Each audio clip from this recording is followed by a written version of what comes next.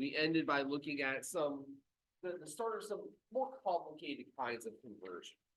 So thus far, we had really only been looking at metric conversions and kind of simple conversions. And so remember, we ended last time by talking about this combination conversion where we had a unit to convert in the numerator and we had a unit to convert in the denominator. And so our purpose today is to kind of explore some more of those kinds of scenarios where we would have more complicated kinds of conversions to consider. And while we're in that particular vein, we'll talk about density, which is a concept that you should have seen at least in small part in lab.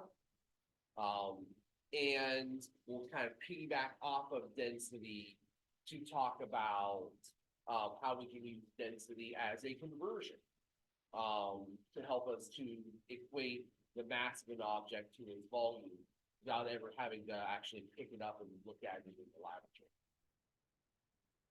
So let's start with this idea here.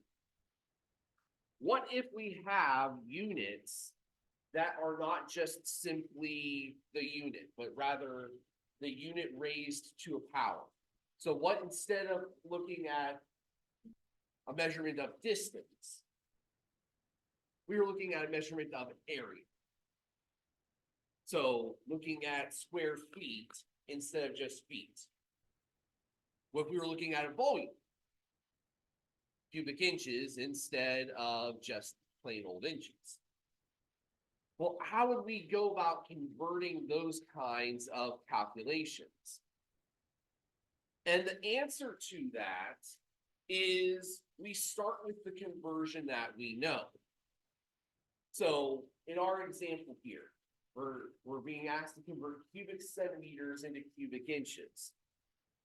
Now, we have seen in our other discussions that there is a relationship between the centimeter and the inch, 2.54 centimeters in every single inch.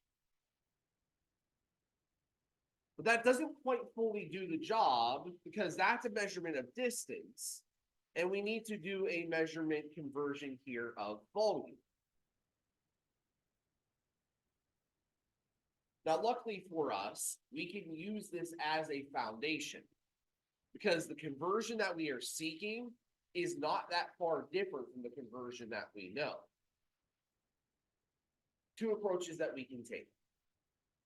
One of them is we can recognize, okay, the units themselves have been cubed, so why don't I just cube the conversion?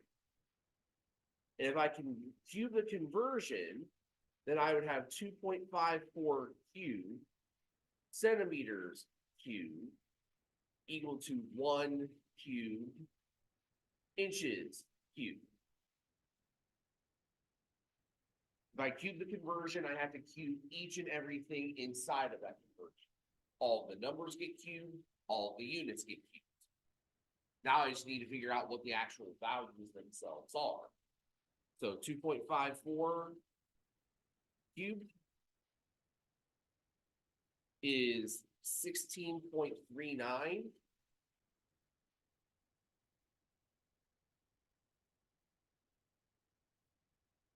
One cube, 1 times 1 times 1 is still 1.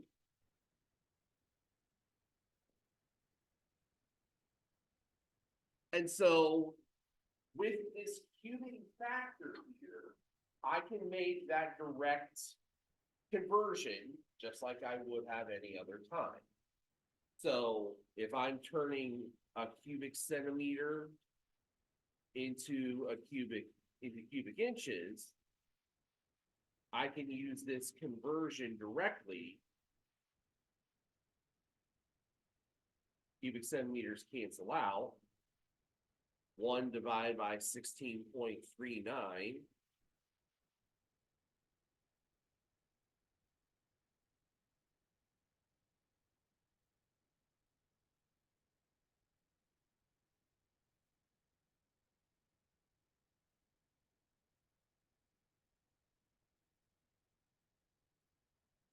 I can convert that, that's my number in cubic inches. So that's one approach. One approach is just I take the conversion I already know, I cube all of the pieces of it, I find a new conversion factor off of the cubing, and then I just apply that conversion factor. The other way that I can go is I can go from a more dimensional analysis perspective where I don't have to do this cubing this way. Instead, what I can do is I can recognize, okay, if I have a cubic centimeter, I know the conversion, 2.54 centimeters for every 1 inch. Now I just have to apply this conversion to all 3 dimensions to get volume. So 1 conversion for the length, 1 conversion for the width, 1 conversion for the height,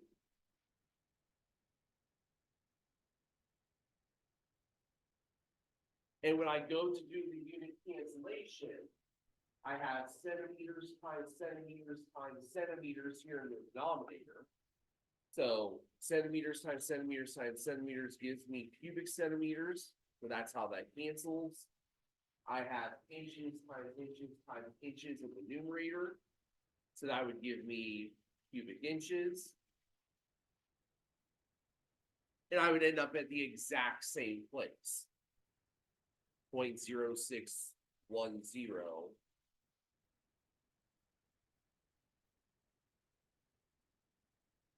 cubic centimeters.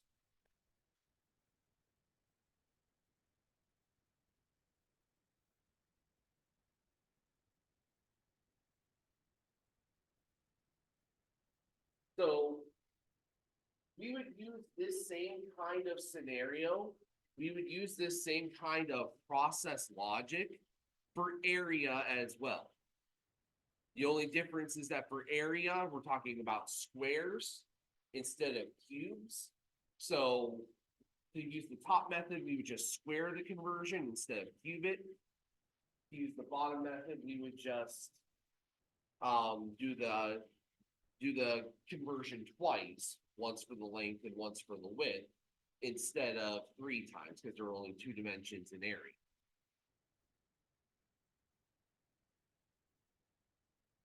All right, any questions about this particular technique?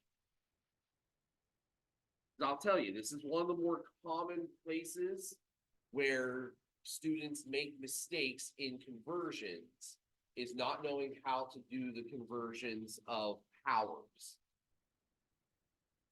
And probably the most common mistake made is taking this conversion of power and just saying, oh, I have centimeters, I have inches, I'm just gonna do that first conversion there and I'm done. And failing to recognize they're not the same thing.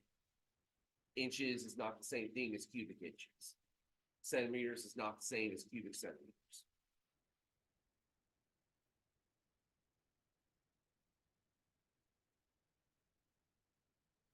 All right, let's take a look at an example problem together just to kind of drive the point home. Convert 141.1 cubic centimeters into cubic inches. Now, we did this on the previous slide. We'll show it off again here. The conversion we would use, 2.54 centimeters is equal to 1 inch. I need to cube the conversion. So 2.54 cubed centimeters cubed is equal to 1 cubed inches cubed. 2.54 cubed gives me 16.39 cubic centimeters in 1 cubic inch. Now, quick question, quick guideline here. You might have been asking yourself, why are we using 4 significant figures in this conversion when the calculation only has 3 above it. Well, couple of things. First of all, remember that conversion, 2.54 centimeters to an inch, is an exact conversion. So that number doesn't have 3 sig figs. It has an infinite number of sig figs. We're just rounding it to whatever suits us best. And the second thing is, since we are starting with 4 digits here in our measurement of the volume of whatever it is that is 141.1 cubic centimeters, we don't want to lose that precision in this calculation here. Now, since we are rounding this, because when you do the calculation in your calculator, you don't get 4 sig figs, you get at least 9. You don't want to have to write all 9 of those out. So you can take a rounding step here. Just make sure that you don't round it so much that it limits the sig figs of your measurement. The measurement is 4 sig figs. My conversion should have 4 sig figs as well, so that it doesn't interfere with how we round the final answer.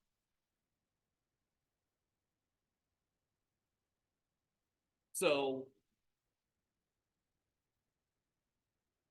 with this conversion then, I can take my 141.1 cubic centimeters and do that conversion to cubic inches, 16.39 cubic centimeters in every cubic inch.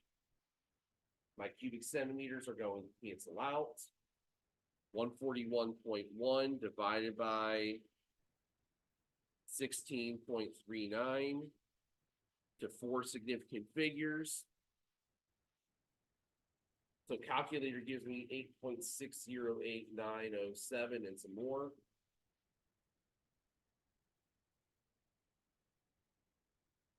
I have to remember that I'm rounding here. So there are 4 digits here. There are 4 digits here. So my answer needs to have 4 digits. So the 4th digit is this 8. Since 9 is right next to it, I'm going to round it up. So the 8 turns into a 9. 8.609. The unit here is cubic inches.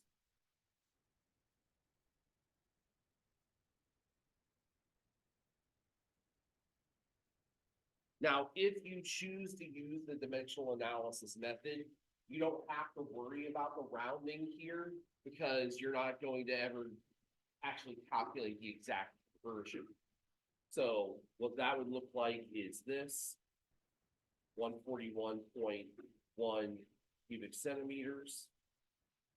I need to do this conversion 3 times over because I have cubic centimeters here. So 2.54 centimeters in 1 inch. So that's 1 time for the length, 1 time for the width, and 1 time for the height.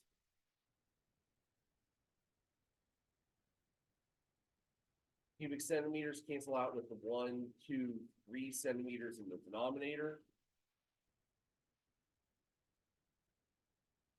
So now 141.1 divided by 2.54, divided by 2.54 again, divided by 2.54 a third time.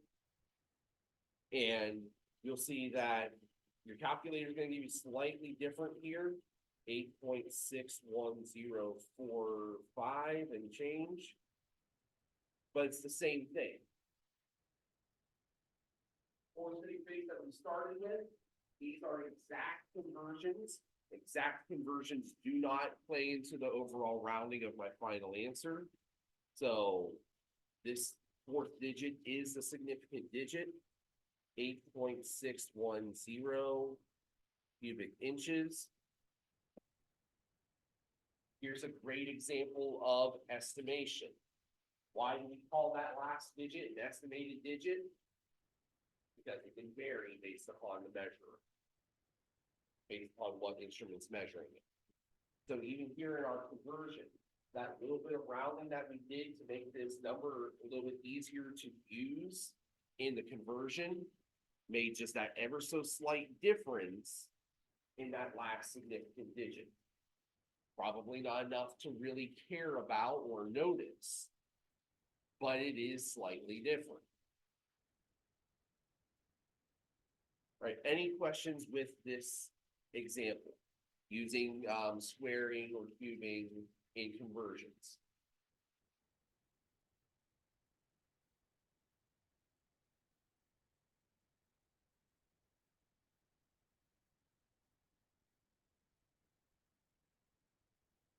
All right, we're gonna move into density then, and we're gonna go through some of these a little bit quicker just because density is something you probably have at least a little bit of familiarity with.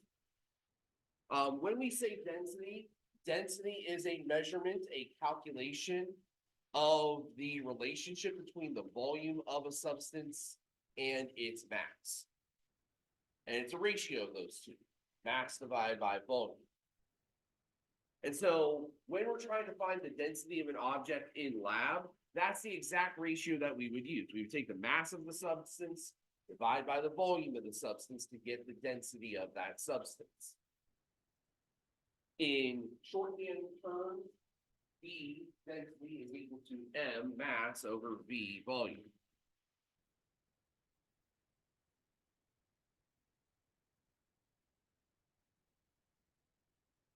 Now, every single object has a unique density, and in table 2.4 in your book, you have a list of some common densities that might be useful to you to use in some of those mastering chemistry problems. And so if you happen to run across a problem that is asking you to use density and it's not given in the body of the problem, this would be one of the first places to look is table 2.4.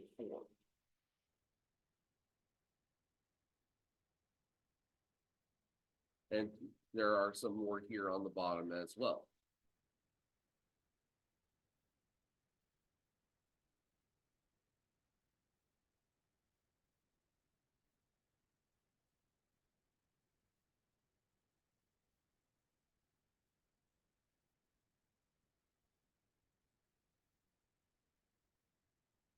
So we can calculate the density of a substance by taking the mass of that substance and dividing it by its volume. And this unfortunately got cut off. So we're gonna have to make do with it. I believe what it says is that we have a mass of 27.2 grams and a volume of 22.5 milliliters. If we were to take the density of this object, we would take the mass divided by the volume. So the mass would be 27.2 grams.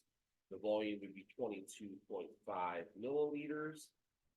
Divide those by each other, 27.2 divided by 22.5. Excuse me. Rounded to three significant figures because I have 3 digits in the numerator and 3 in the denominator. I get 1.21 grams per milliliter. If I didn't know the identity of this particular liquid, I could compare it to a table of values to help me try to identify what it is, or at least help me narrow down what it is from a list of possibilities. But that is the process that we would undergo if you're trying to calculate density from raw data. But the real reason we're here is we're still talking about conversion factors. We can use density as a conversion factor if we know the density of the object. Now, again, if we are in the lab and we're trying to figure out what the density is, then yes, we need to measure its mass, we need to measure its volume, we need to take the ratio of those two to figure out the density. But what if I have a problem like this? I have an object whose density is known. The density of this object, which is a liquid, 1.32 grams per cubic centimeter. The question is if I need to deliver 68.4 grams of this particular liquid, how much volume should I measure out? And here's where we can use that density to help us out. Anytime we have a combination unit like this, and we saw this to a lesser degree when we were looking at fuel efficiency on Wednesday.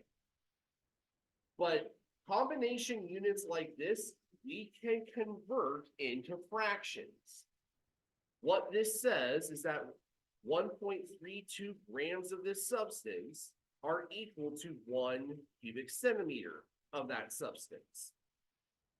And just like we would for any other conversion problem, the fact that we can equate those two means that we can use them in a fraction, like a conversion factor, to convert any mass into volume, if we're talking about that particular substance, or any volume into a mass, again, if we're talking about that particular substance.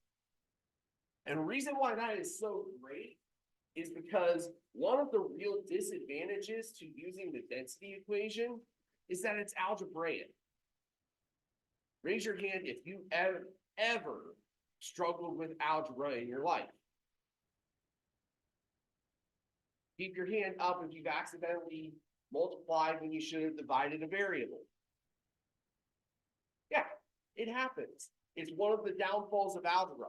It's so easy to make mistakes algebraically and end up in the completely wrong tangent, which in terms of measurement means measuring out either way too much or way too little. So let's use that against density and use this tool of dimensional analysis to help us out instead. So instead of setting up a problem like this, where we have to go, okay, 1.32 grams per cubic centimeter is equal to 68.4 grams over X. Instead of having to solve for X, cross multiply and divide, figure out whether I got X on the right side of the equation, is it by itself, all of those factors that go into wonderful algebra. Instead of doing this, forget this. I've got a conversion factor here. So I can start with my 68.4 grams and recognize, okay, I need to cancel out the grams and convert it into cubic centimeters. And my density gives me the way to equivalate those two. 1 cubic centimeter is 1.32 grams. My grams cancel. 68.4 divided by 1.32. The three significant figures, 51.8 cubic centimeters. Cubic centimeters are the same thing as millimeters, so we could rewrite this as 51.8 millimeters. And in the laboratory, if I was trying to measure this out, it's a lot easier to measure out a volume of a liquid than trying to measure out the mass of a liquid. That's why this kind of problem can be really useful to us. Because liquids, they're really hard to measure on balance. You gotta have some sort of tearing device, and then you gotta have your dropper ready to get it to exactly the mass that you want it to be. This, I can measure in a graduated cylinder and be pretty close and accurate on relatively quickly. Right. Questions with using density in this kind of way?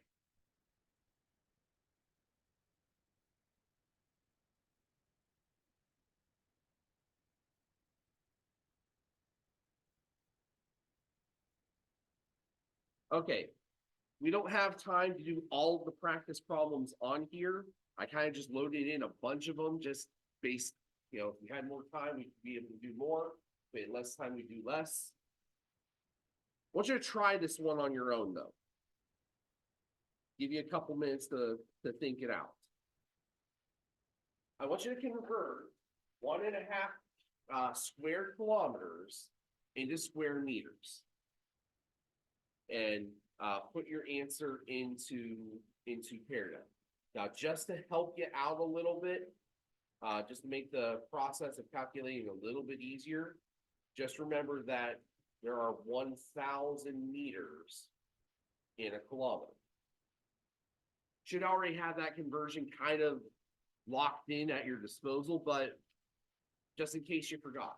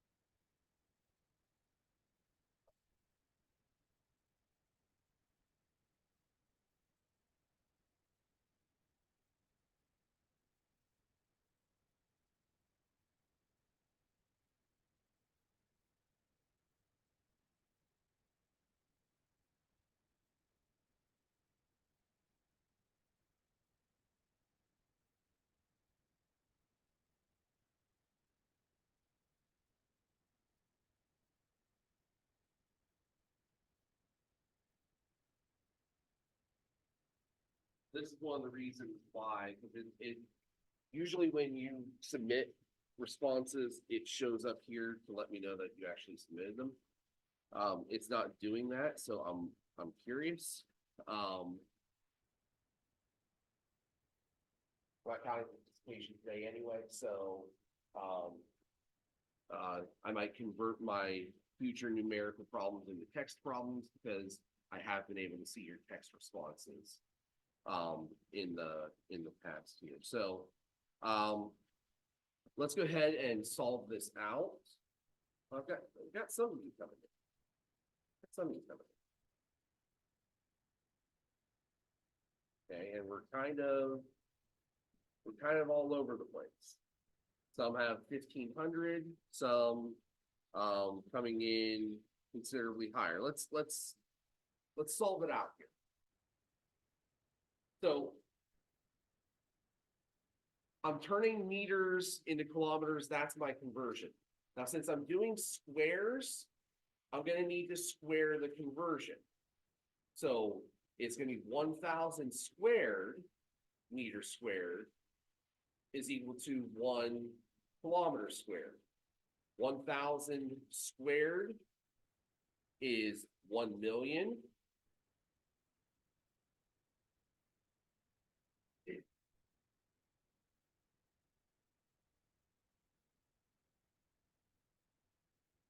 So with this conversion, 1.5 square kilometers are equal to 1 square kilometer is 1 million square meters. So won't be hard to do this one. It's 1.5 million, so 1,500,000 square meters. That is our correct answer.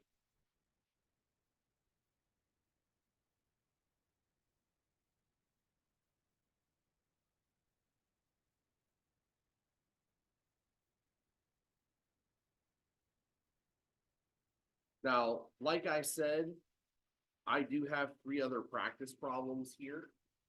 However, we're out of time to go through them. So what I'm gonna do, I will do those practice problems, I will put them on to, a separate, slide so that you can look at them if you wanna practice them yourselves. The slides are in Blackboard, you can see them, so you should get plenty of practice in this post lecture as well. Before you go though, before you go, this is always the case, I need a check-in. How do you feel about today?